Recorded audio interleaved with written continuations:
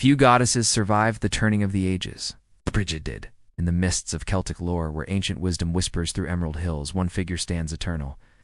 Brigid, the most beloved of Celtic deities, a rare and radiant presence whose worship endured long after the old ways faded.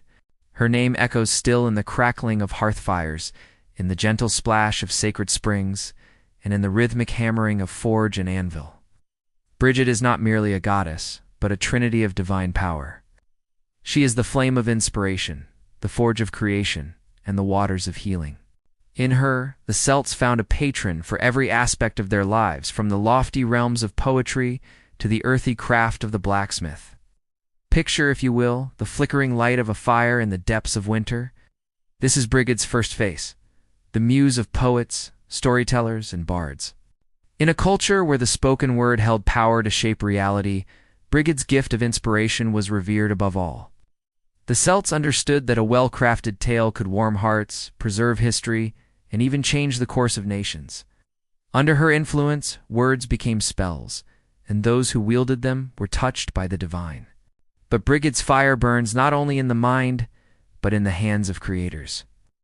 In smoky forges across the Celtic lands, her second aspect took form.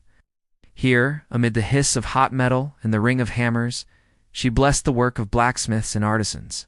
Every tool shaped, every weapon forged, every piece of jewelry crafted bore her invisible mark. Through Brigid, the raw materials of the earth were transformed into objects of both beauty and purpose. Yet for all her association with fire, Brigid is equally tied to water. Her third face is that of the healer, the midwife, the nurturer of land and people alike. Sacred wells and springs bubbled forth in her name, their waters believed to cure ailments of body and spirit. In these places the veil between worlds grew thin, and those who came seeking Brigid's blessing often found it in the cool, clear depths. As winter's grip begins to loosen, Brigid's presence grows stronger still. Her festival of Imbolc marks the first stirrings of spring, a time of purification and new beginnings. It is a moment to shake off the darkness of the cold months and prepare for the return of light and life. Even now, centuries later, candles are lit and homes are cleansed in her honor, a testament to the enduring power of her legacy. But Brigid's story did not end with the coming of Christianity. Like the supple reeds used to weave her crosses, she bent without breaking. The old goddess transformed, emerging as Saint Brigid of Kildare. Her sacred flame, once tended by pagan priestesses, now burned in the hearths of convents. The wells that bore her name became sites of Christian pilgrimage. In this way, Brigid became a bridge between two worlds, her ancient wisdom flowing into new channels. Across the Celtic lands, from Ireland to Scotland to the Isle of Man, Brigid's symbols remained potent. The perpetual flame, never allowed to die out, represented her eternal presence. Sacred wells, their waters touched by her healing power, drew seekers from far and wide. Crosses woven from reeds on her feast day offered protection to homes and families. And in the gentle lowing of cattle, the sinuous movement of serpents, and the fierce strength of wild boars, her animal companions made themselves known. Different tribes and communities honored Brigid in their own ways. In some places, she was Bride, the radiant maiden of spring. In others, she was Brio's Saghead, the fiery arrow of inspiration. Christian communities revered her as the foster mother of Christ himself. Weaving older traditions into the fabric of their faith, no matter the name or form, the essence remained the same. A goddess of transformation, of creativity, of nurturing power. Today, Brigid's influence extends far beyond the Celtic lands of old.